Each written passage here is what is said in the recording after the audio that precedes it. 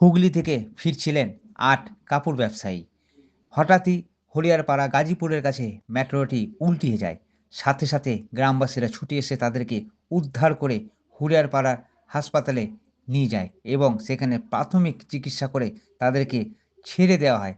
কিন্তু একজনের গুরুতর আহত হওয়ায় বহরমপুর মেডিকেল কলেজে তাকে নিয়ে আসা হয় এবং আজ সকাল ৭টা নাগাদ তার মৃত্যু হয়। মৃতের নাম জার্সিস আনসারি বলে জানা গেছে।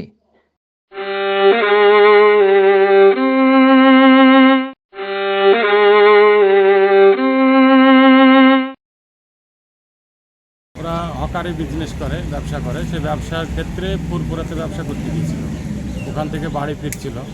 ফিরতে ফিরতে গজনীপুর পার করে ঠিক চুয়া ঢোকার আগেই একটা গাড়িটা পাল্টি খেয়ে যাওয়ার পরে অনেকে আরও কয়েকজন ছিল, তারা একটু হতাহত হয়েছে, ছোটোখাটো ইঞ্জুরি হয়েছে, ওরা বেঁচে গেছে। এর সাইডে পড়ে কোনো রকম মাথাটা একটা পোলে লাগে।